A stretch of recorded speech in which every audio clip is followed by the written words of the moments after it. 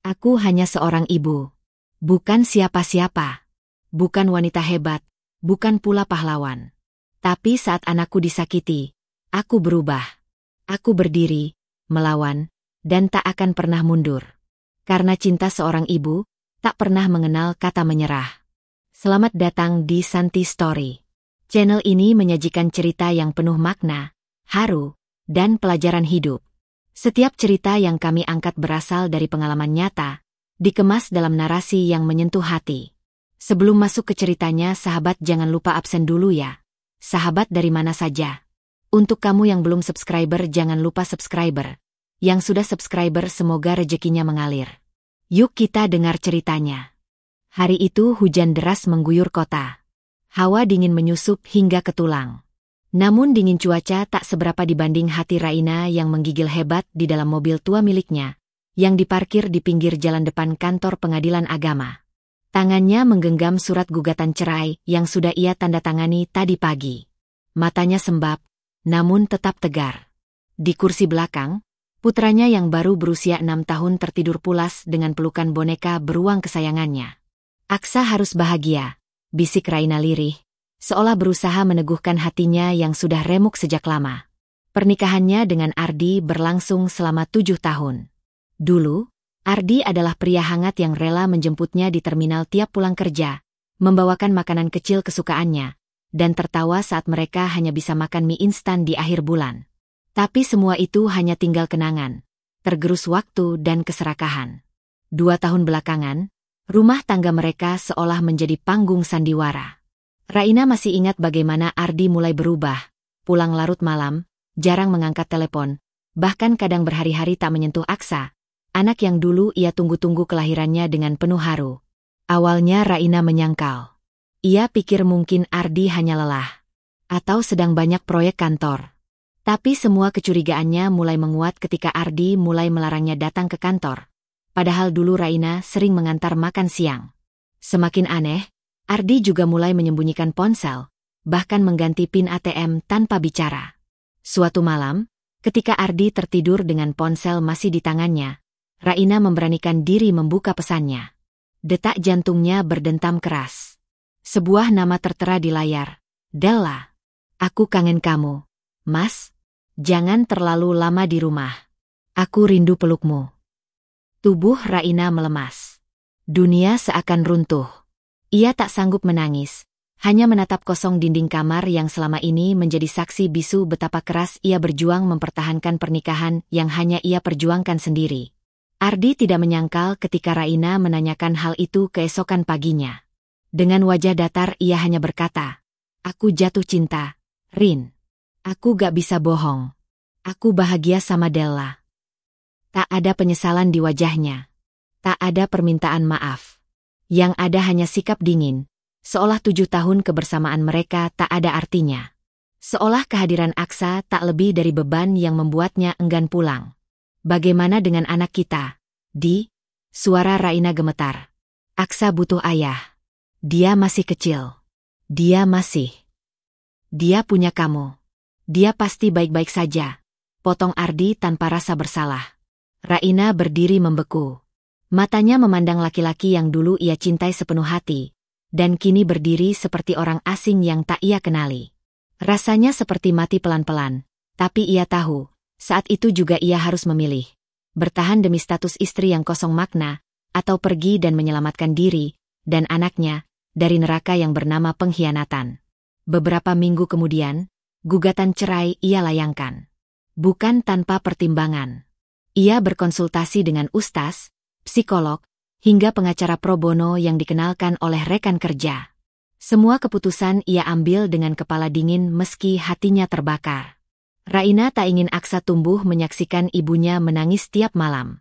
Ia tak ingin anaknya mengira bahwa disakiti dan dikhianati adalah sesuatu yang wajar dalam pernikahan. Di hari persidangan, Ardi datang bersama Della. Wanita muda itu mengenakan blazer mahal, dengan senyum sinis yang menggantung di sudut bibirnya. Seolah kemenangan ada di tangannya. Seolah ia telah merebut semua. Suami Raina, masa depan Raina, dan kelak, mungkin juga anak Raina. Namun Raina tidak menunduk. Ia berdiri tegak, menggenggam tangan Aksa yang duduk di pangkuannya. Bocah kecil itu menatap ayahnya penuh rindu, tapi Ardi hanya mengangguk singkat tanpa menjulurkan tangan. Dalam hati Raina bergemuruh luka. Tapi ia tetap tenang. Ia tahu ini bukan akhir segalanya. Ini awal yang baru, nak, bisiknya pada Aksa yang tak mengerti apa-apa. Mulai hari ini, kita hanya punya satu sama lain. Dan ibu janji, ibu gak akan pernah tinggalin kamu. Kita akan baik-baik saja. Saat palu hakim diketuk, memutuskan ikatan sah antara ia dan Ardi, tidak ada air mata yang tumpah. Hanya kesunyian yang dalam. Tapi dari dalam sunyi itulah, Raina merasa ada nyala yang baru lahir dalam dirinya. Api perjuangan sebagai ibu tunggal. Api yang kelak akan membakar semua yang telah menyakitinya. Demi satu hal, kebahagiaan anaknya. Sabtu pagi itu, udara masih sejuk ketika mobil hitam berhenti di depan rumah sederhana milik Raina. Aksa yang sejak tadi duduk di ruang tamu langsung berdiri sambil memeluk boneka beruangnya erat-erat. Tatapan matanya kosong, bukan tatapan bahagia seorang anak yang hendak menghabiskan waktu bersama ayahnya. Sayang, nanti kalau kamu gak nyaman, kamu bilang ke ibu ya, bisik Raina sambil membenahi kerah baju anaknya. Aksa mengangguk pelan.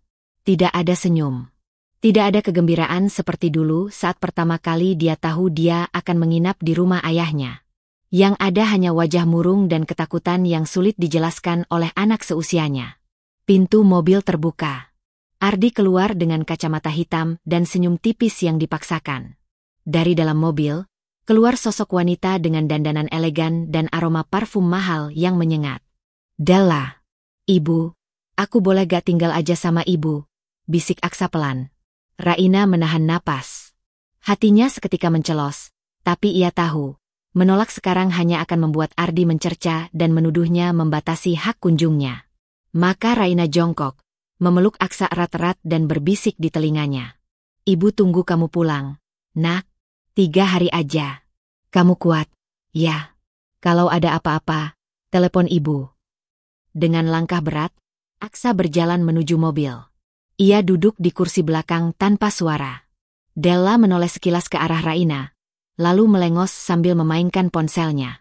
Mobil melaju pergi, meninggalkan Raina dengan perasaan tak tenang yang membekas seperti duri di dadaku. Hari Minggu malam, saat Aksa kembali diantar pulang, Raina langsung tahu ada yang tidak beres. Wajah anaknya pucat, matanya sembab seperti habis menangis lama. Bajunya kusut, dan boneka kesayangannya tak lagi dibawa. Aksa. Raina jongkok, menatap anaknya penuh cemas. Anak itu hanya memeluknya erat-erat. Tak sepatah kata pun keluar dari mulutnya.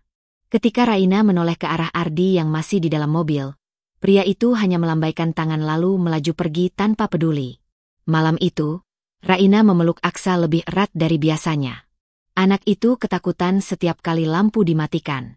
Berkali-kali terbangun dari tidurnya sambil menangis, memanggil nama ibunya. Ketika Raina tanya, Aksa tak menjawab. Ia hanya menggeleng sambil menggigit bibirnya sendiri. Hari-hari berikutnya, Raina memperhatikan perubahan yang makin jelas. Aksa menjadi lebih pendiam, mudah tersentak, dan sering menangis tanpa sebab. Di sekolah, guru wali kelasnya bahkan memanggil Raina dan menyampaikan bahwa Aksa tampak tidak fokus, tidak ceria seperti biasa. Raina makin khawatir. Ia mencoba mengajak bicara Aksa perlahan. Sayang, ada yang Aksa pengen ceritain ke ibu. Aksa terdiam. Apa ibu Della jahat sama kamu? Kepala kecil itu mengangguk pelan, nyaris tak terlihat. Raina menahan napas. Dia marahin kamu. Aksa menunduk. Lalu, untuk pertama kalinya, bibir mungil itu membuka. Aksa dijewer, katanya Aksa bego. Aksa gak boleh makan kue yang di meja. Aksa harus duduk di kamar, gak boleh nyalain TV. Raina nyaris ambruk di tempat. Ia menahan air mata sekuat tenaga agar tidak pecah di hadapan anaknya. Tapi dalam hatinya, luka itu menganga begitu dalam. Beberapa minggu setelah itu, insiden lain terjadi. Aksa pulang dengan pipi yang kemerahan, dan ada luka kecil di tangannya. Raina menahan amarahnya, tapi ia tetap bertanya dengan lembut. Kenapa, nak? Aksa numpahin jus di sofa, terus ibu Della marah.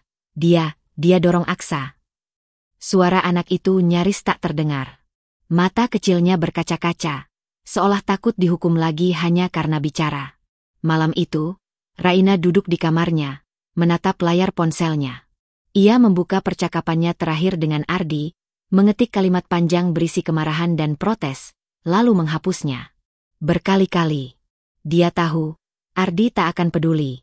Bahkan saat pertama kali ia cerita soal lebam di tangan Aksa, Ardi hanya tertawa sinis dan menyebutnya drama. Della gak akan nyakitin anak kecil, Rin. Itu anak kita juga. Jangan cari-cari alasan buat hasut Aksa benci sama istriku.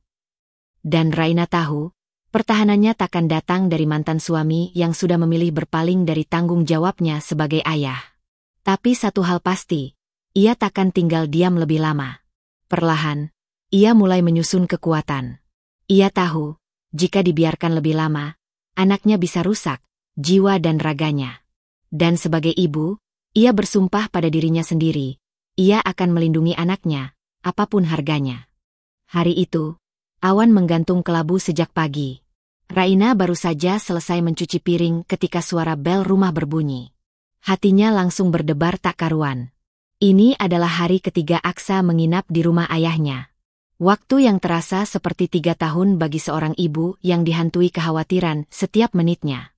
Ia membuka pintu dengan senyum yang dipaksakan. Aksa berdiri di sana, diam, menunduk. Di belakangnya, Ardi hanya melambaikan tangan sebentar lalu berbalik cepat masuk ke mobil dan pergi, tanpa sepatah kata. Ketika Raina menatap lebih dekat, senyumnya runtuh. Tangan kanan Aksa ada bekas memar kebiruan. Pipi kirinya merah seperti baru saja terbentur sesuatu. Raina menahan napas, mencoba agar tidak langsung panik. Ia tahu anaknya mudah terintimidasi jika ibunya terlihat terlalu cemas. "Sayang, kamu jatuh ya?" tanyanya lembut, berjongkok dan meraih tangan kecil itu. Aksa menarik tangannya pelan dan mengangguk. Aksa jatuh dari kursi, pas mau ambil mainan. Raina menghela napas pelan.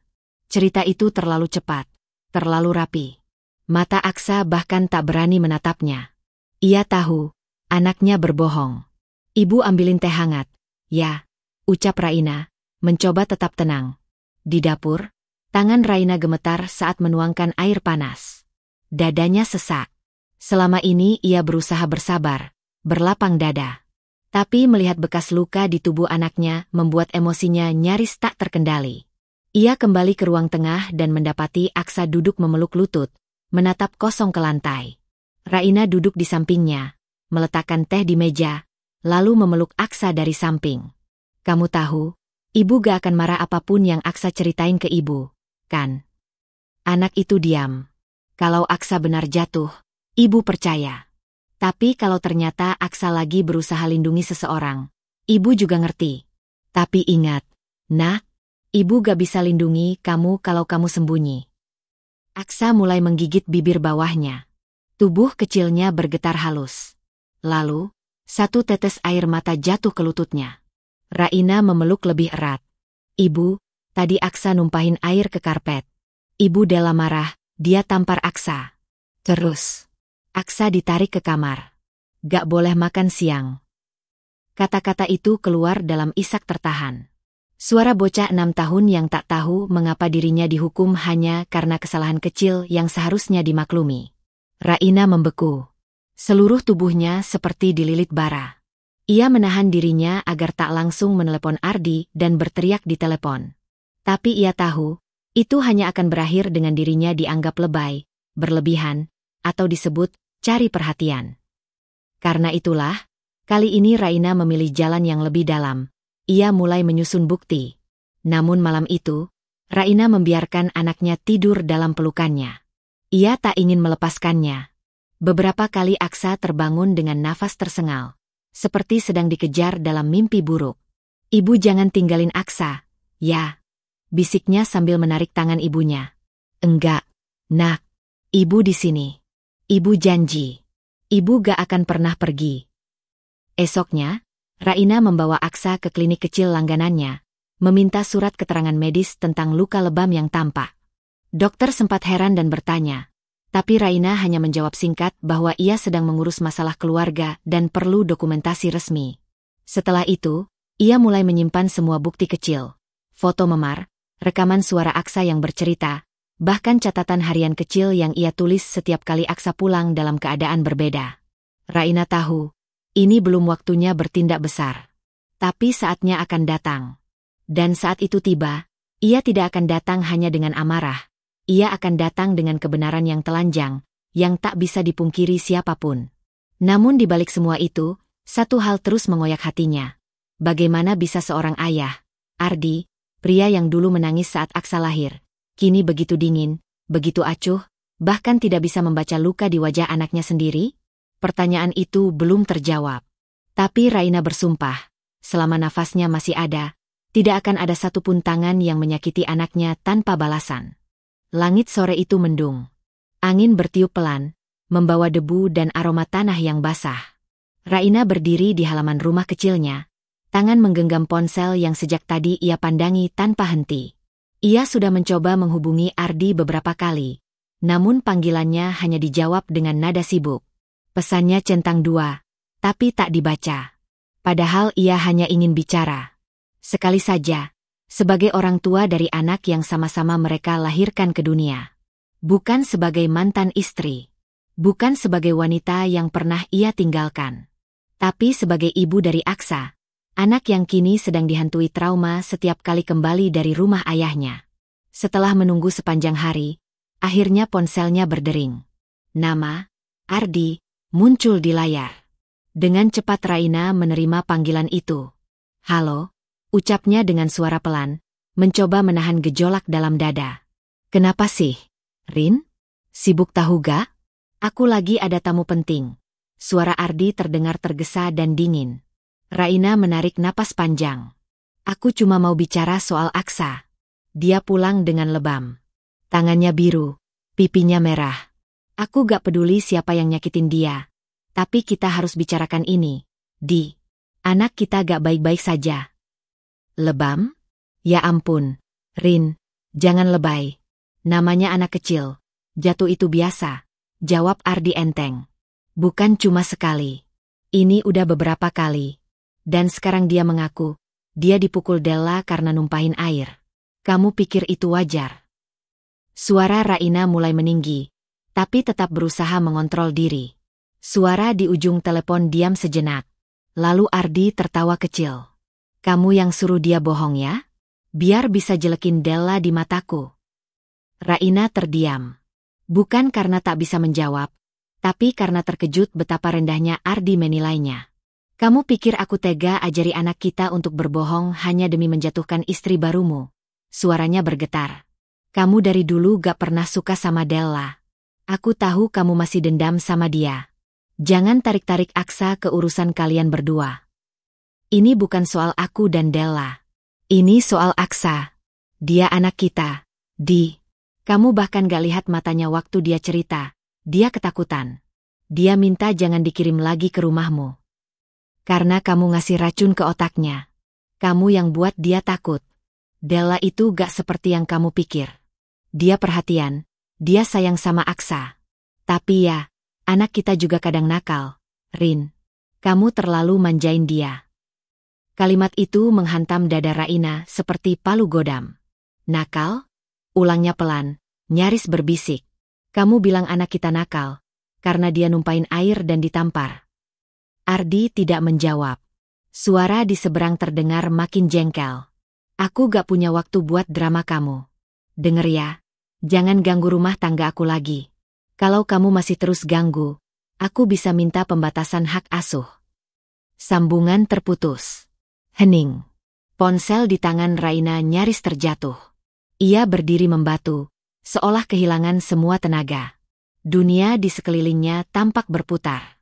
Bukan karena kecewa pada Ardi sebagai mantan suami, tapi karena luka yang jauh lebih dalam. Laki-laki itu tak lagi melihat Aksa sebagai anak, tapi sebagai beban yang mengganggu kenyamanan hidup barunya. Sore itu, Raina duduk di sisi tempat tidur Aksa. Bocah kecil itu sedang mewarnai buku gambar dengan pensil warna yang mulai tumpul. Wajahnya polos. Ia sudah mulai ceria lagi, walau Raina tahu, trauma itu belum benar-benar pergi. Kamu suka menggambar, ya? Tanya Raina pelan. Aksa mengangguk. Aksa gambar rumah. Sama ibu. Sama beruang. Gak ada ayah. Raina tersenyum getir. Ia mengelus rambut anaknya sambil menahan tangis yang menggumpal di tenggorokan. Kenapa gak gambar ayah? Tanyanya perlahan. Aksa berhenti mewarnai. Karena ayah lebih milih ibu Della. Ayah gak dengerin Aksa. Jawaban polos itu menusuk lebih dalam dari pisau manapun. Raina tahu, apapun yang dikatakan Ardi tentang dirinya, tak akan bisa menyembunyikan kenyataan. Anak itu merasakan sendiri siapa yang benar-benar ada untuknya, dan siapa yang memilih diam ketika ia disakiti. Malam itu, Raina menulis sebuah surat diari, seperti yang sudah sering ia lakukan sejak bercerai. Tapi kali ini, bukan untuk dirinya. Ia tulis untuk Aksa. Untuk hari di mana anaknya sudah cukup besar membaca dan mengerti. Nak, ibu pernah percaya ayahmu akan melindungi kamu. Tapi ternyata, diamnya dia lebih menyakitkan daripada tamparan siapapun. Tapi kamu tenang, nak, ibu yang akan jadi tamengmu. Ibu akan berdiri di depanmu, seberat apapun badai datang. Karena kamu adalah alasan ibu bertahan hidup. Dan malam itu, di dalam hati yang sudah penuh luka, tumbuh satu keyakinan baru. Jika Ardi memilih diam, maka ia sendiri yang menyerahkan tanggung jawabnya. Dan Raina akan mengambil alih semuanya. Dengan cinta, dengan kekuatan, dan pada waktunya nanti, dengan perhitungan. Pagi itu, ponsel Raina bergetar di atas meja makan saat ia sedang menyuapi Aksa. Ia meraih ponsel dengan tangan satunya, sambil tetap menjaga nada lembutnya saat berbicara kepada anaknya yang masih setengah mengantuk. Ayo, satu suap lagi, nak. Notifikasi dari nomor tak dikenal muncul di layar. Hanya satu kalimat. Tapi cukup membuat darahnya mendidih. Didik anakmu baik-baik kalau nggak mau aku lebih kasar. Raina membeku. Tangannya gemetar. Sendok jatuh ke lantai. Ia tatap layar ponsel itu lama sekali. Seolah berharap kata-kata itu hanya kesalahan kirim. Tapi ia tahu persis gaya bicaranya. Della. Si wanita yang telah merebut suaminya. Dan sekarang merasa berhak atas anaknya pula. Ia coba membalas. Siapa ini? Tak ada jawaban. Tapi Raina tak butuh jawaban. Ancaman itu sudah jelas. Begitu nyata. Di seberangnya, Aksa menunduk pelan. Ia tidak bersuara, hanya memainkan ujung bajunya. Sejak 2 malam lalu, anak itu mulai bicara dalam tidurnya. Berkata-kata sendiri. Kadang terbangun sambil memeluk Raina erat-erat, dan memohon agar jangan ditinggal. Kenapa Aksa takut, sayang? Bisik Raina beberapa malam sebelumnya, saat memeluk anaknya yang menggigil dalam tidurnya. Karena, kalau ibu gak ada, nanti ibu Della masuk kamar, marahin Aksa. Kalimat itu terus terngiang-ngiang di kepala Raina. Ia tidak hanya berurusan dengan kekerasan fisik, tapi juga teror mental yang menggerogoti anaknya perlahan-lahan. Raina mulai memperhatikan perubahan drastis di hari-hari Aksa. Di sekolah, wali kelasnya memanggil Raina ke ruang guru dengan nada prihatin. Bu Raina, mohon maaf. Aksa akhir-akhir ini terlihat sangat tertutup. Dia sering melamun di kelas, dan beberapa kali kami lihat dia menangis sendiri di pojokan. Ujar Bu Maya, guru wali kelas Aksa, dengan nada hati-hati. Raina hanya bisa mengangguk, mencoba menahan air mata. Ia tahu Aksa terluka, dan luka itu makin dalam dari hari ke hari. Dia juga beberapa kali menolak bermain dengan teman-temannya. Waktu saya tanya kenapa, dia bilang dia takut bikin salah. Raina memalingkan wajah, menatap jendela. Matanya mulai berkaca-kaca. Kami tidak ingin mencampuri urusan keluarga, tapi jika ada yang bisa kami bantu, psikolog sekolah, atau sesi konseling, mungkin itu bisa membantu. Raina mengangguk pelan. Terima kasih, Bu. Saya akan pikirkan. Saya hanya ingin Aksa kembali jadi anak kecil yang bahagia. Malamnya, Raina duduk di ruang tamu sambil menatap layar ponselnya. Ia membuka pesan dari Della lagi dan lagi. Setiap huruf terasa seperti belati yang menghujam harga dirinya sebagai ibu. Raina lalu membuka galeri foto. Dilihatnya wajah Aksa yang dulu ceria, tertawa lepas saat berlari di taman. Foto saat ulang tahun ke-5, saat ia meniup lilin dengan mata berbinar. Semua itu kini terasa seperti memori dari dunia yang berbeda. Ia menatap anaknya yang tidur pulas di kamar. Wajahnya tenang, tapi tubuhnya sesekali bergerak gelisah. Ada bayang-bayang luka yang tak terlihat oleh mata biasa. Pagi berikutnya, Aksa menolak memakai baju yang biasa ia kenakan ke rumah ayahnya. "Ibu, Aksa gak mau ke rumah ayah," katanya dengan suara hampir putus. Aksa takut. Aksa mimpi ibu Della cubit Aksa sampai berdarah. Raina duduk di lantai, memeluk anaknya erat-erat. Ia sudah tak bisa menahan tangisnya lagi. Ia tahu ini sudah melewati batas. Tidak ada seorang anak pun yang seharusnya hidup dalam ketakutan semacam ini. Terlebih karena kesalahan yang bukan miliknya. Hari itu, Raina kembali ke klinik, membawa Aksa untuk pemeriksaan lanjutan. Ia mulai menyimpan setiap dokumen medis, menyusun setiap rekaman suara, menyimpan screenshot pesan ancaman. Tapi kali ini, bukan hanya untuk persiapan hukum. Ia sedang melindungi masa depan anaknya. Ia tahu, perjuangannya baru dimulai. Tapi ia tidak akan mundur. Della telah menyentuh batas yang paling suci dalam hidupnya, anaknya sendiri. Dan ketika seorang ibu sudah dipaksa bertarung demi anaknya, tak ada yang bisa menghentikan langkahnya. Tidak ancaman, tidak hinaan, tidak pula suami yang memilih diam dan tunduk pada wanita lain. Dalam hatinya, Raina berbisik, "Tunggu waktumu, Della. Tunggu, sampai kamu tahu rasanya diteror oleh kenyataan, bukan hanya mimpi." Hujan turun perlahan di luar jendela, membasahi kaca yang buram. Raina duduk sendiri di meja makan dengan segelas teh yang sudah dingin. Malam sudah larut, tapi matanya enggan terpejam. Di hadapannya tergeletak lembar-lembar catatan kecil. Tanggal-tanggal ketika Aksa pulang dengan lebam, daftar gejala trauma yang muncul, dan kutipan percakapan anaknya yang ia tulis diam-diam setiap kali Aksa menceritakan ketakutannya. Selama ini, ia berharap ancaman itu akan berhenti. Bahwa mungkin, hanya butuh kesabaran. Tapi kini ia tahu, diam tak lagi menjadi pilihan. Kesabaran pun tak cukup untuk menyelamatkan anaknya. Dengan tangan gemetar, ia membuka laci lemari tua, dan mengeluarkan sebuah alat kecil, voice recorder berbentuk gantungan kunci. Ia membeli alat itu beberapa hari lalu lewat marketplace, menyamar sebagai ibu yang ingin mendengar suara anaknya saat di sekolah. Tapi sejatinya, ia adalah seorang ibu yang sudah kehabisan jalan untuk melindungi anaknya sendiri dari kekerasan yang diam-diam ditutupi. Pagi itu, sebelum Aksa berangkat ke rumah ayahnya, Raina memeluknya lebih lama dari biasanya. "Ibu titip boneka beruang kecil ini ya," katanya sambil menyelipkan gantungan kecil ke tas sekolah Aksa, tempat yang biasa dibawa kemana-mana, bahkan ke rumah Ardi. Aksa hanya mengangguk. Wajahnya cemas. Tapi ada percikan kepercayaan di matanya, bahwa ibunya sedang melakukan sesuatu untuk menolongnya. 2 hari kemudian, saat Aksa pulang, Raina langsung membawa tas kecil itu ke kamar. Ia tunggu hingga Aksa tertidur pulas sebelum menarik napas panjang dan mulai memutar rekaman. Dan saat itulah, kenyataan yang selama ini ia duga, benar-benar terungkap. Suara pertama yang terdengar adalah bunyi pintu dibanting, disusul suara tangisan kecil Aksa. Kemudian suara wanita, dingin, tinggi, dan tajam, meneriakkan kemarahan. "Kamu pikir saya ini pembantu kamu? Sudah numpahin minuman, sekarang nyengir? Dasar anak tak tahu diuntung. Jangan kira karena kamu anak kandung Ardi, kamu bisa seenaknya di rumah ini." Suara benda jatuh, tangisan Aksa makin keras. "Kalau kamu gak mau ikut aturan, mending pulang aja sana ke ibu kamu yang suka ngadu itu. Tapi sebelum kamu pulang, bereskan semua yang kamu tumpahkan. Cepat." Lalu suara tamparan. Jelas. Nyaring.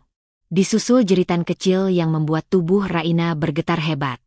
Ia tak sadar air matanya jatuh satu persatu, membasahi pipinya. Tangannya mengepal di atas meja, seolah ingin menghancurkan sesuatu.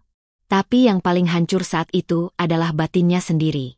Setelah rekaman berakhir, Raina terduduk lama. Ia merasa seperti baru ditikam dari belakang, oleh seseorang yang dengan kejam menganggap anak kecil sebagai pelampiasan emosi. Ia ingin berteriak. Tapi lebih dari itu, ia ingin bertindak. Malam itu, Raina mulai menyusun semuanya. Ia print hasil transkrip rekaman, menyimpan salinannya di USB, menggabungkannya dengan hasil visum yang telah ia kumpulkan, dan menyusun semuanya dalam satu map hitam yang kelak akan menjadi peluru paling tajam dalam pertempuran ini. Ia tahu hukum tak selalu berpihak pada suara yang lemah. Tapi ia juga tahu, seorang ibu yang terluka bisa menjadi makhluk paling kuat di dunia ketika anaknya dipermainkan. 1 jam kemudian, ia duduk di kamar, memandangi wajah Aksa yang tertidur di pelukannya. Pipinya tenang, tidak lagi murung seperti minggu-minggu sebelumnya. Tapi Raina tahu, luka di jiwa anaknya belum benar-benar sembuh. Belum selama orang yang menyakitinya masih bebas. Dengan lembut, Raina mencium kening anaknya dan berbisik, "Ibu janji, ini terakhir kalinya kamu diperlakukan seperti ini. Setelah ini, gak akan ada lagi tangan kasar yang menyentuhmu. Sayang, ibu akan lawan mereka semua, satu persatu. Karena ibu adalah ibumu." Dan malam itu, langit yang masih basah oleh hujan menjadi saksi awal kebangkitan seorang ibu. Ia tak lagi menunggu keadilan turun dari langit. Ia akan menciptakan keadilan itu dengan tangannya sendiri. Apapun yang terjadi. Pagi itu matahari bersinar terang. Tapi hati Raina tetap berat. Ia duduk di dalam ruang tunggu sebuah kantor bantuan hukum, menatap pintu ruangan bertuliskan, konsultasi hukum dan perlindungan perempuan dan anak. Jari-jarinya menggenggam map hitam berisi semua bukti yang telah ia kumpulkan. Rekaman suara, hasil visum, transkrip pengakuan Aksa, dan pesan ancaman dari Della. Ia sempat ragu. Beberapa malam sebelumnya, ia bahkan ingin mengurungkan niat ini. Ia takut proses hukum justru menyeret Aksa ke dalam pusaran yang lebih menyakitkan. Tapi ingatan akan suara tangisan Aksa, dan bentakan tajam yang terekam jelas, meneguhkan tekadnya. Ini bukan tentang balas dendam. Ini tentang menyelamatkan anaknya. Dan anak-anak lain yang mungkin mengalami hal serupa namun tak pernah didengar. "Silakan masuk, Bu Raina." Suara dari resepsionis membuatnya tersentak. Di dalam, seorang pengacara muda menyambutnya dengan hangat. Namanya Anjani, perempuan yang tampak tegas namun ramah. Raina mengisahkan segalanya dengan suara gemetar, berusaha tetap tenang meski emosinya berkecamuk. Anjani mendengarkan tanpa memotong, hanya sesekali mencatat, matanya serius dan penuh empati. Setelah semua bukti dipaparkan, Anjani menatap Raina dan berkata, "Ibu sudah mengambil langkah paling penting, tidak diam. Ini bukan kasus sederhana. Tapi kita punya bukti kuat. Dan ibu, tenang saja. Ibu tidak sendiri." Untuk pertama kalinya dalam waktu yang lama, Raina merasa tidak sendirian. Malam itu, sepulang dari kantor pengacara, Raina duduk di meja makan dengan laptop terbuka. Ia menatap layar kosong, lalu mulai mengetik. Kata demi kata mengalir, bukan sebagai keluhan, tapi sebagai kesaksian. "Aku seorang ibu. Anakku laki-laki, usia 6 tahun. Ia bukan anak nakal. Ia hanya anak kecil yang belajar tumbuh di 2 rumah yang berbeda setelah pernikahanku hancur. Tapi salah satu rumah itu, tempat yang seharusnya juga membuatnya aman, justru memberinya mimpi buruk setiap malam. Ia dipukul, diteriaki, dihina, dan disuruh diam. Dan yang paling menyakitkan, orang yang dulu kuanggap ayah terbaik, justru memilih diam, menutup mata. Ia tidak menyebut nama, tidak menyebut tempat. Tapi ia menyisipkan kutipan dari rekaman, menyamarkan suara agar tidak dikenali, dan mengunggahnya sebagai bagian dari tulisan. Ia hanya ingin satu hal, agar dunia tahu bahwa ada anak kecil yang butuh didengar. Di luar dugaan, tulisannya menyebar luas. Dalam hitungan jam, komentar dan pesan dukungan membanjiri akun media sosialnya. Banyak yang membagikan kisahnya, menyebutnya sebagai suara dari banyak ibu yang tak punya kekuatan untuk bicara. "Saya pernah di posisi Ibu Raina. Tapi saya dulu takut. Terima kasih sudah bersuara. Anak ibu hebat. Dan ibu juga luar biasa. Semoga keadilan berpihak pada kalian. Tolong teruskan perjuangan ini. Banyak dari kami yang diam, tapi merasakan luka yang sama." Raina menangis malam itu. Tapi bukan karena sedih, melainkan karena untuk pertama kalinya, luka hatinya disambut dengan tangan-tangan yang tidak menghakimi. Ia tidak sendiri. Ada ribuan yang merasa seperti dirinya. Dan itu memberinya kekuatan baru. Ia berdiri di depan cermin keesokan paginya, menatap dirinya dalam-dalam. Wajah lelah, mata sembab, dan tubuh kurus karena stres. Semua masih ada. Tapi di balik semua itu, ia melihat sesuatu yang tak ia sadari sebelumnya, keberanian. Hari itu, Raina mendatangi sekolah Aksa, bertemu wali kelas dan kepala sekolah. Ia menjelaskan bahwa ia sedang mengurus laporan perlindungan anak. Ia meminta sekolah memperhatikan perubahan perilaku Aksa dan memberikan dukungan emosional. Ia tak lagi malu. Ia tak lagi takut dicap sebagai ibu ribut atau mantan istri penuh drama. Karena yang ia lakukan bukan untuk ego, tapi untuk keselamatan darah dagingnya sendiri. Di ruang pengadilan, nanti, mungkin ia akan dipandang sebelah mata. Della akan membela diri. Ardi mungkin akan menuduhnya membesar-besarkan. Tapi Raina sudah siap. Ia tak lagi bicara sebagai wanita yang disakiti suami. Ia bukan mantan istri yang mencari pembenaran. Ia adalah ibu. Dan seorang ibu akan berubah menjadi singa ketika anaknya dilukai. Langkah perlawanannya baru dimulai. Tapi kali ini, ia tahu, ia tidak berjalan sendirian. Hari itu, Raina sedang menyiapkan sarapan sederhana. Nasi hangat, telur dadar, dan segelas susu coklat kesukaan Aksa. Anak itu terlihat lebih tenang belakangan ini. Meski bayang-bayang trauma masih menghantuinya, setidaknya Raina bisa melihat senyum kecil kembali mengembang di bibir putranya. Namun ketenangan itu tidak bertahan lama. Sekitar pukul 9 pagi, suara ketukan keras menggema dari pagar rumah. Tok, tok, tok, tok, tok. Raina menghampiri dengan hati-hati, membuka pintu pagar sedikit untuk mengintip. Seorang pria berseragam berdiri di depan, didampingi dua orang yang tampak seperti petugas hukum. Bu Raina, tanya pria berseragam itu. Iya, saya sendiri. Ini surat panggilan. Anda dilaporkan oleh saudara Ardi dan Nyonya Della atas dugaan pencemaran nama baik dan penyebaran informasi palsu di media sosial. Raina menerima amplop coklat itu dengan tangan gemetar. Dunia seolah berhenti berputar sejenak. Namun ia tak menunjukkan keterkejutannya. Ia sudah menduga mereka akan menyerang balik. Tapi melihat surat itu nyata di tangannya, rasanya seperti baru ditikam tepat di dada.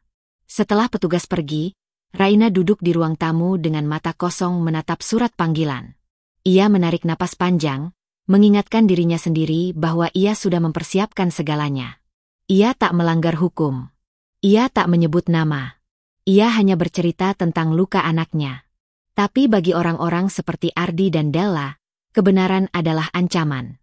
Malamnya, ketika Raina sedang menidurkan Aksa, tiba-tiba terdengar suara keras di luar rumah. Prak!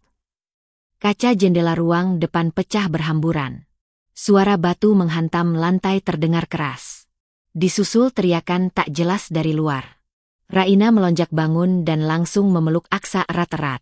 Diam di sini ya, sayang. Jangan kemana-mana, ucapnya panik. Ia berlari ke ruang depan dan mengintip lewat celah tirai. Beberapa pria tak dikenal sudah kabur, meninggalkan dua batu besar yang sekarang tergeletak di lantai. Salah satunya masih berlumur darah kaca yang menempel. Jantungnya berdegup kencang. Tapi kali ini bukan karena takut, melainkan marah. Rumah kecilnya, tempat satu-satunya ia dan Aksa merasa aman, kini pun ikut diteror. Ia mengunci semua pintu dan jendela, lalu menelepon pengacara dan polisi. Bu Raina, kami akan bantu amankan situasi. Tapi kemungkinan besar ini bentuk tekanan. Jangan panik, ujar Anjani di ujung telepon. Tapi yang terjadi keesokan harinya jauh lebih menyayat hati. Saat Raina menjemput Aksa di sekolah, beberapa orang tua memandangnya dengan sorot sinis. Bisik-bisik terdengar jelas saat ia lewat. Aku dengar dia yang nulis-nulis soal kekerasan itu, tapi sekarang malah dilaporin balik. Yah, kadang yang teriak paling keras itu justru yang paling banyak salah. Raina hanya menunduk, tak berkata apa-apa. Ia genggam tangan Aksa lebih erat dari biasanya, sambil berkata dalam hati, mereka boleh memfitnah, tapi mereka tak akan bisa membuatku berhenti. Di rumah, ia berdiri di hadapan cermin, menatap wajahnya yang mulai menua karena lelah dan tekanan. Tapi di balik mata yang sembab, ada nyala api yang tak bisa dipadamkan siapapun. Malam itu, Ia kembali duduk menulis di laptopnya. Bukan untuk membela diri, tapi untuk memperjelas. Mereka bisa menyerang rumahku, mencoreng namaku, bahkan membuat laporan polisi. Tapi mereka tidak bisa membungkam suara seorang ibu. Karena luka anakku bukan opini. Air matanya bukan fitnah. Dan semua bukti sudah kupegang. Jika melawan kekerasan dianggap aib, maka biar aku jadi aib itu. Tapi aku akan berdiri, sampai akhir. Tulisan itu kembali viral. Dan kali ini, beberapa aktivis perlindungan anak ikut bersuara. LSM mulai menghubunginya, menawarkan dukungan hukum dan media. Bahkan seorang jurnalis nasional datang langsung ke rumahnya untuk meminta wawancara. Tapi Raina menolak tampil di depan kamera. Ia tidak mencari sorotan. Ia tidak haus simpati. Yang ia inginkan cuma satu, anaknya hidup dengan aman, tanpa rasa takut, tanpa luka di tubuh dan hatinya. Malam semakin larut, tapi lampu ruang tamu rumah Raina tetap menyala. Di dalamnya, seorang ibu sedang menyiapkan perang, bukan dengan emosi, tapi dengan kebenaran. Dan kebenaran, meski dibungkam, selalu menemukan jalannya. Langit pagi itu mendung. Gedung pengadilan negeri tampak lebih ramai dari biasanya. Puluhan mata media menunggu di luar pagar. Beberapa aktivis perempuan dan perlindungan anak berdiri memegang poster bertuliskan, "Anak bukan sasaran amarahmu." Dan, "Hukum pelaku kekerasan terhadap anak." Hari itu, publik tidak datang untuk menonton drama hukum. Mereka datang karena satu alasan. Seorang ibu bernama Raina, dan seorang bocah kecil bernama Aksa. Raina berjalan masuk ke ruang sidang dengan langkah pasti. Ia menggenggam tangan Aksa, yang mengenakan kemeja putih kecil dan memeluk boneka beruang lusuh di dadanya. Boneka yang dulu pernah menyimpan alat perekam yang kini jadi bukti paling penting. Di kursi pengacara, Anjani berdiri mendampingi. Wajahnya serius namun yakin. Di seberang, Ardi duduk kaku. Sesekali menatap ke arah Della yang duduk di sampingnya dengan wajah pucat. Berbeda dari penampilannya yang biasanya mewah, hari itu Della tampak ketakutan. Tak bisa lagi bersembunyi di balik senyum plastiknya. Majelis hakim memasuki ruangan. Ketukan palu bergema. Sidang dibuka untuk umum. Perkara dugaan kekerasan terhadap anak. Saksi pertama, Raina. Raina maju. Suaranya tenang, meski hatinya bergolak. Ia menyampaikan kronologi, dari awal perceraian, perubahan perilaku Aksa, hingga ancaman-ancaman yang ia terima. Ia tak menangis. Tapi setiap kata yang keluar dari mulutnya menggetarkan. Karena tidak ada yang bisa lebih jujur dari kesaksian seorang ibu yang hidup bersama luka anaknya. Setelah Raina selesai, hakim mempersilakan pengacara memutar rekaman suara. Suara bentakan memenuhi ruang sidang. "Kamu pikir saya ini pembantu kamu? Sudah numpahin minuman, sekarang nyengir? Dasar anak tak tahu diuntung." Lalu suara tamparan. Jeritan kecil. Isak tangis. Suara Aksa memohon. "Maaf, jangan pukul. Aksa gak sengaja." Beberapa pengunjung menutup mulut, menahan isak. Aktivis yang duduk di barisan belakang mulai menangis. Bahkan hakim perempuan yang duduk di tengah tampak mengusap mata dengan tisu sebelum meneruskan jalannya persidangan. Della pucat. Ardi menunduk. Dan seluruh ruangan membisu, dihantam oleh kebenaran yang tak bisa lagi disangkal. Sesi berikutnya, Aksa diminta maju ke depan. Ruangan kembali sunyi. Bocah kecil itu berjalan pelan ke depan, digandeng petugas pendamping anak. Wajahnya gugup, tapi ia menatap ibunya yang tersenyum penuh semangat dari bangku saksi. Hakim berbicara lembut. "Aksa, kamu bisa cerita ya, siapa yang suka marah ke Aksa?" Aksa menatap sejenak, lalu memeluk bonekanya dan berkata pelan, "Ibu Della suka marah. Kalau Aksa tumpahin air, dia tarik tangan Aksa, kadang ditampar, kadang disuruh berdiri lama, gak boleh makan. Kalau Aksa bilang ke ayah, ayah ngomong apa?" Tanya hakim pelan. Aksa menunduk. "Ayah, bilang Aksa jangan ngadu, nanti ayah dimarahin Ibu Della." Suara tangis terdengar dari bangku pengunjung.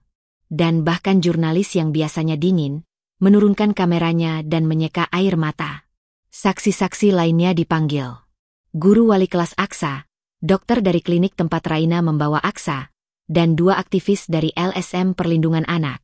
Semua mendukung pengakuan Raina.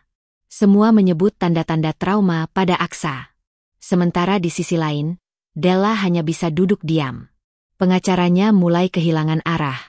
Ardi, yang biasanya penuh percaya diri, bahkan tidak mampu menatap hakim saat ditanya, "Mengapa Anda tidak pernah memeriksa kondisi anak Anda setiap kali pulang?"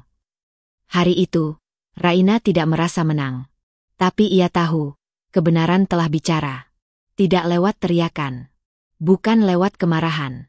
Tapi lewat bukti, keberanian, dan suara bocah kecil yang telah terlalu lama dibungkam. Saat sidang diskors untuk makan siang, puluhan orang menghampiri Raina. Mereka memeluknya, mencium tangannya, dan berkata, "Terima kasih, Bu, karena berani bicara. Kami jadi punya harapan. Semoga Ibu kuat.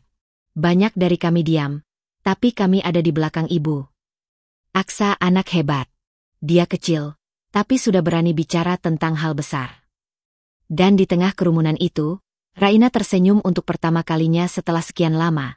Senyum lega, karena akhirnya, suara anaknya telah didengar dunia. Hari itu langit bersih, namun dada Raina tetap sesak. Ia duduk di bangku panjang ruang sidang, menggenggam tangan Aksa yang duduk di sampingnya dengan tenang, mengenakan kemeja kecil berwarna biru muda. Anak itu tak banyak bicara, hanya menggambar di buku kecilnya. Menggambar rumah, matahari, dan dua sosok, seorang wanita dan anak laki-laki yang sedang bergandengan. Ketika ketukan palu terdengar, ruangan menjadi sunyi.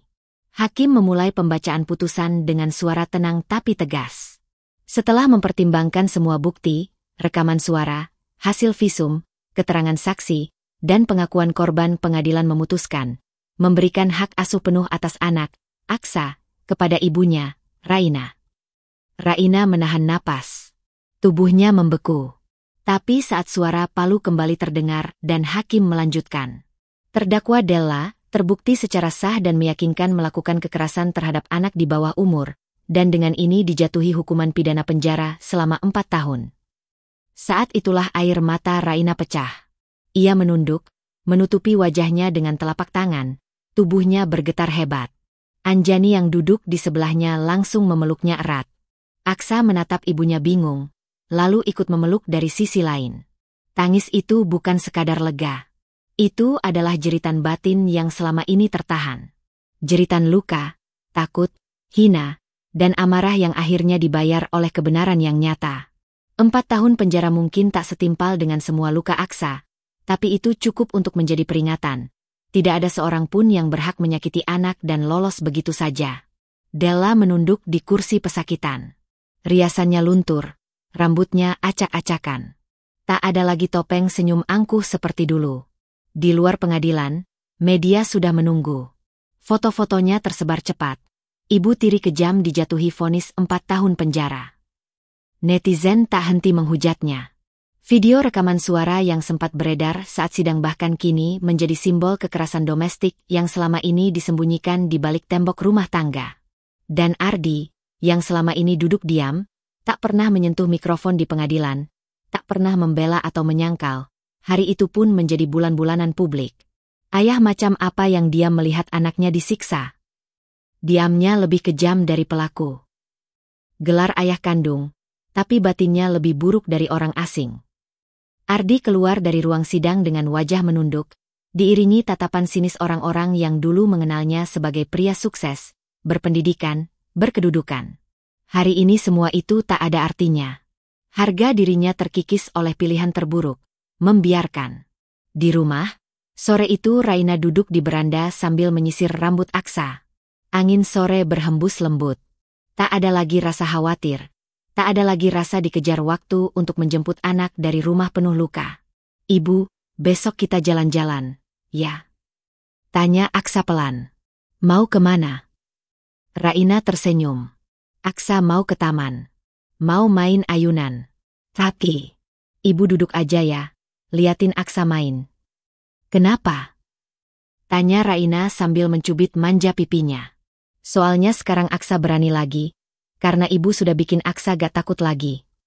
Air mata kembali mengalir. Tapi kali ini bukan karena sakit, melainkan karena bahagia. Malam harinya, Raina menulis lagi. Tapi tidak untuk publik. Ia menulis untuk dirinya sendiri, untuk masa depan Aksa. Ia menulis surat singkat dan menyimpannya di dalam buku harian. Anakku, kita telah melewati badai. Luka tak bisa dihapus begitu saja. Tapi kamu akan tumbuh tahu bahwa ibumu pernah bertarung untukmu. Aku tak sempurna. Tapi aku mencintaimu dengan cara yang tak akan pernah bisa dimengerti dunia.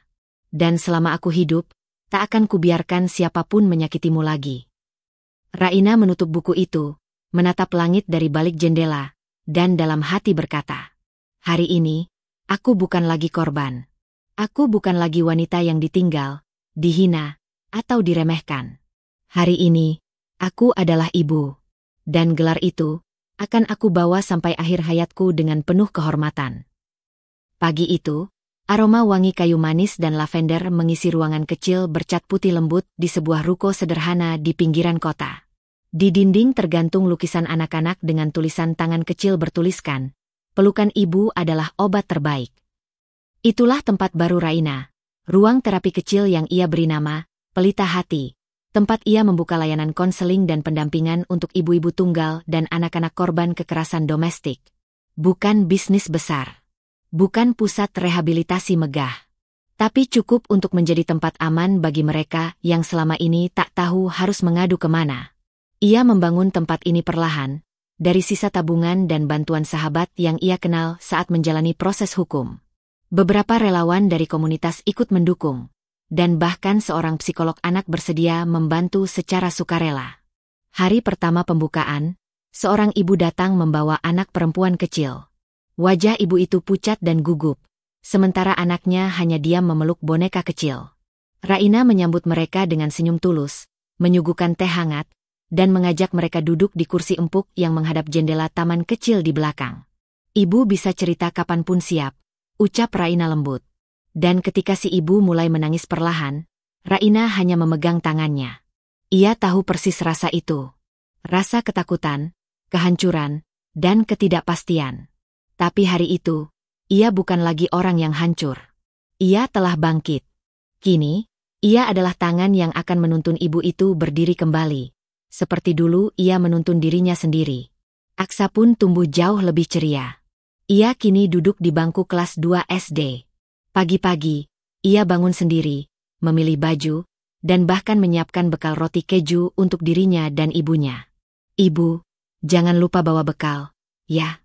Biar ibu gak lapar waktu bantuin orang, katanya sambil menyerahkan kotak bekal mungil berwarna biru. Di sekolah, Aksa punya sahabat bernama Iqbal, anak tetangga baru yang baru pindah dari Bandung. Mereka sering bermain bola sepulang sekolah, tertawa keras hingga suara mereka memantul di gang kecil kompleks rumah. Raina kerap mengintip dari jendela. Senyum Aksa adalah pelipur segala luka. Tawa itu dulu sempat hilang berbulan-bulan. Tapi kini, ia kembali, lebih jernih, lebih kuat. Seperti mata air yang berhasil menembus batu. Suatu hari, Raina mendapat undangan sebagai pembicara di sebuah seminar komunitas ibu tunggal. Ia sempat menolak, bukan karena tak sanggup, tapi karena ia tak pernah merasa dirinya cukup hebat untuk bicara di panggung. Namun pesan-pesan yang datang di DM Instagramnya terus berdatangan. Bu Raina, saya ibu tunggal. Kisah ibu memberi saya harapan. Saya juga bertarung melawan kekerasan rumah tangga. Ibu adalah inspirasi saya. Bolehkah saya konsultasi? Anak saya mengalami trauma seperti Aksa dulu. Akhirnya, ia pun berdiri di atas panggung kecil itu, dengan mikrofone di tangannya, dan mata-mata penuh harapan menatap ke arahnya. Saya bukan siapa-siapa, katanya pelan. Saya hanya seorang ibu. Tapi seorang ibu bisa menjadi apapun ketika anaknya disakiti. Bisa jadi pengacara, bisa jadi tentara, bisa jadi rumah sakit, bisa jadi benteng. Saya tahu rasanya sendirian, merasa tak ada yang membela. Tapi percaya, saat kita berjuang dengan cinta, semesta tidak akan diam saja. Tepuk tangan panjang menggema. Tapi lebih dari itu, mata yang berkaca-kaca di ruangan itu menjadi bukti bahwa luka mereka akhirnya punya tempat untuk disembuhkan. Suatu malam, Aksa duduk di samping Raina yang sedang menyiapkan materi untuk kelas pendampingan esok harinya. Ibu, bisiknya, kalau aku besar, Aku mau jadi orang yang bantu anak-anak juga. Kayak ibu. Raina menoleh, menatap wajah kecil itu yang kini mulai tumbuh kuat seperti karang kecil di tengah gelombang besar. Kenapa? Tanyanya pelan, meski hatinya sudah meledak dengan haru. Soalnya dulu, aku diselamatin sama ibu. Aku gak mau ada anak lain yang takut tidur sendirian kayak aku dulu.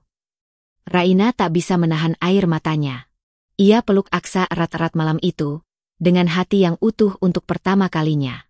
Dan di balik pelukan itu, ia tahu, perjuangannya tak sia-sia. Dari reruntuhan luka, ia membangun tempat perlindungan. Dari air mata, ia bangkit jadi cahaya.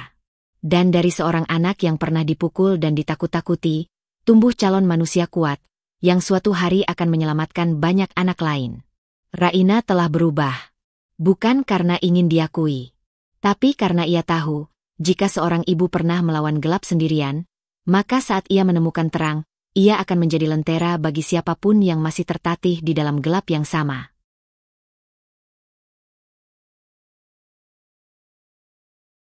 Sel penjara wanita Blok B di sebuah lembaga pemasyarakatan wanita itu sempit dan lembab. Della duduk sendirian di pojok ruangan. Punggungnya bersandar ke dinding yang catnya mulai mengelupas. Matanya kosong menatap lantai yang kusam. Tubuhnya jauh berbeda dari dulu. Kurus, pucat, rambutnya tak lagi terawat, dan kulitnya kehilangan kilau kosmetik mahal yang dulu tak pernah absen dari wajahnya. Hari-hari di balik jeruji tak memberinya ampun. Tak ada fasilitas istimewa. Tak ada AC, tak ada kamar pribadi, tak ada pelayanan. Yang ada hanya rutinitas kasar, tatapan sinis dari narapidana lain, dan bisikan-bisikan tajam yang mengiris lebih sakit dari bilah silet. Itu yang viral itu, kan? Yang mukulin anak kecil. Cih, tega banget sama anak orang. Pantes aja digebukin nasibnya. Dulu kayaknya belagu. Sekarang aja kena karma. Tak ada yang ingin dekat dengannya. Bahkan napi yang dikenal keras pun tak sudi berbagi bangku makan dengannya. Ia dijauhi, seperti penyakit. Seorang sipir pernah berkata dingin saat ia minta obat mak. Kau bisa mukulin anak kecil, tapi gak kuat sedikit lapar. Malam-malamnya lebih kejam. Tidur dengan tubuh menggigil, kasur tipis yang baunya apek, nyamuk, dan suara isak tangis narapidana lain yang seperti gema dari dosa-dosanya sendiri. Surat-surat yang dulu selalu datang, undangan pesta, ucapan selamat, paket barang mewah, digantikan kini oleh sepi. Tak satupun rekan kerja atau teman sosialitanya mengirim kabar. Bahkan keluarganya sendiri tak mau menanggung malu. Ia mencoba menulis surat kepada Ardi. Tak pernah dibalas. Hari-hari berlalu dengan waktu yang terasa beku. Ia menyesal. Tapi bukan penyesalan yang murni. Awalnya, hanya menyesal karena ketahuan. Tapi seiring waktu, rasa itu berubah. Saat ia melihat seorang napi lain menjahit baju untuk anaknya yang akan datang menjenguk, atau saat ia mendengar kisah ibu-ibu yang dipenjara karena melindungi anaknya, ia mulai menyadari satu hal. Ia bukan hanya dihukum oleh pengadilan, tapi dihukum oleh hidup karena pernah menghancurkan batin seorang anak yang bahkan belum bisa membela dirinya sendiri. Sementara itu, di sisi lain kota, Ardi duduk sendirian di sebuah warung kopi kecil. Bukan di lounge hotel seperti biasanya. Bukan di ruang meeting megah dengan jas mahal dan jam tangan berkilau. Hanya kaos kusam, celana jeans belel, dan kopi hitam panas yang mulai dingin. Sejak vonis dijatuhkan pada Della, satu persatu rekan bisnisnya menjauh. Perusahaan properti yang dibangunnya kehilangan kepercayaan pasar. Investor menarik diri. Mitra tak mau lagi bekerja sama dengan orang yang membiarkan anak kandungnya disiksa dan memilih diam. Ia sempat mencoba membela diri di media. Tapi semua ucapan hanyalah omong kosong di mata publik. Saya tidak tahu kekerasan itu terjadi. Saya hanya ingin menjaga keharmonisan rumah tangga baru. Saya pikir anak saya hanya manja. Namun masyarakat tak sebodoh itu. Apalagi setelah sidang terbuka. Setelah semua bukti diperdengarkan. Setelah wajah kecil Aksa muncul di layar berita, duduk diam dengan mata kosong dan tubuh mungil yang dulu ia abaikan. Akhirnya, Ardi menjual rumah besar yang dulu dibangun bersama Della. Tak sanggup bayar cicilan. Ia pindah ke rumah kontrakan kecil, jauh dari pusat kota.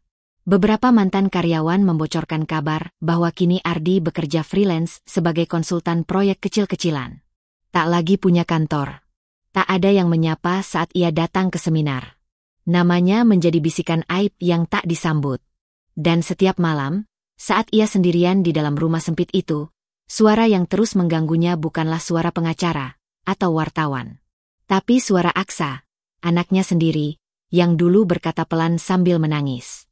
Ayah nggak percaya Aksa, ya? Ayah marah sama Aksa? Aksa, gak bohong, ayah. Kata-kata itu menghantuinya. Tak peduli seberapa keras ia mencoba melupakannya. Tak ada minuman keras, tak ada pekerjaan baru, tak ada wanita manapun yang bisa membuat suara itu hilang. Ia telah kehilangan segalanya. Dan ia tahu, ia pantas menerimanya. Sementara itu, Raina tidak mengutuk mereka.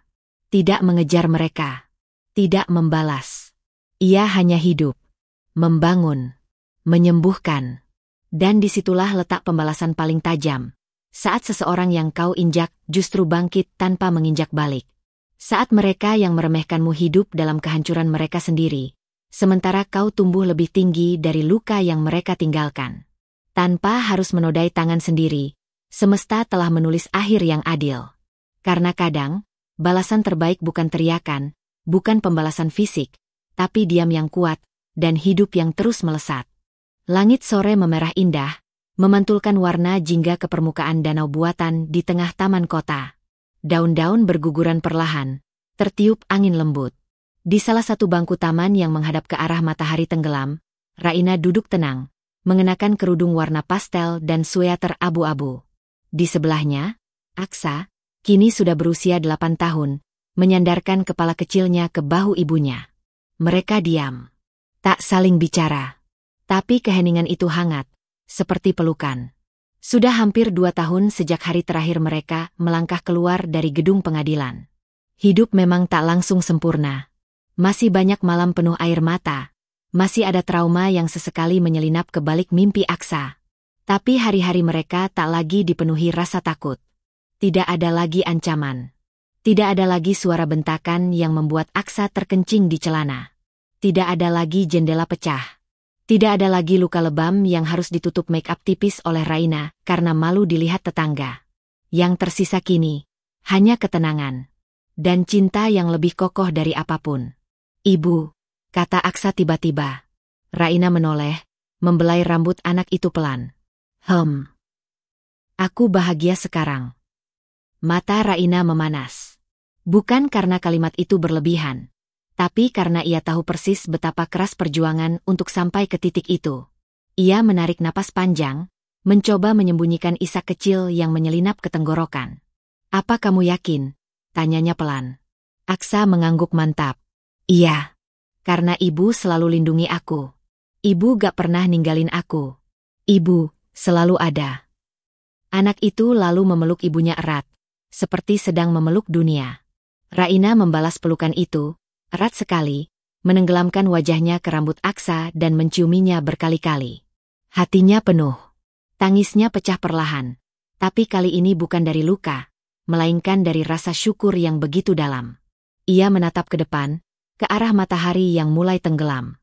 Tak ada yang lebih kuat dari cinta seorang ibu. Ucapnya, bukan kepada Aksa, bukan kepada siapa-siapa, tapi kepada dirinya sendiri sebagai pengingat, sebagai janji. Raina tahu, dunia ini tidak ramah bagi wanita yang berani bersuara.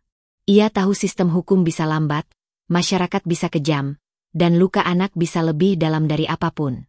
Tapi ia juga tahu satu hal yang kini tak akan pernah ia ragukan lagi. Seorang ibu bisa kehilangan segalanya. Suami, rumah, kehormatan. Tapi selama ia punya anak yang ia cintai, ia masih punya alasan untuk bangkit. Dan ia bangkit. Bukan hanya untuk Aksa. Tapi untuk semua ibu yang pernah merasa tak berdaya, tak dipercaya, dan tak dipedulikan. Ia berdiri sebagai bukti bahwa cinta seorang ibu bisa menyelamatkan lebih dari satu jiwa. Di taman itu, angin berhembus lembut, menari di antara daun-daun kering. Aksa tertidur di pangkuannya, tenang dan pulas, tanpa mimpi buruk, tanpa tangis malam. Raina mengusap pipi anaknya, lalu menatap ke langit. Dalam hatinya, ia berkata, Untuk semua ibu yang sedang berjuang dalam diam, untuk semua anak yang pernah disakiti, dan untuk setiap luka yang belum sempat disembuhkan, aku berdiri di sini, untuk kalian. Aku tak sempurna, tapi aku tak akan menyerah. Karena aku adalah ibu. Dan itu, sudah cukup untuk jadi kuat. Hidup ini penuh luka. Tapi cinta seorang ibu bisa menjahit robekan itu satu persatu. Jangan pernah anggap remeh suara seorang ibu. Jangan biarkan ketidakadilan tumbuh dalam diam. Karena ketika yang benar memilih bungkam, maka yang salah akan menang. Dan disinilah, cinta bukan sekadar kata, tapi kekuatan yang menyelamatkan hidup.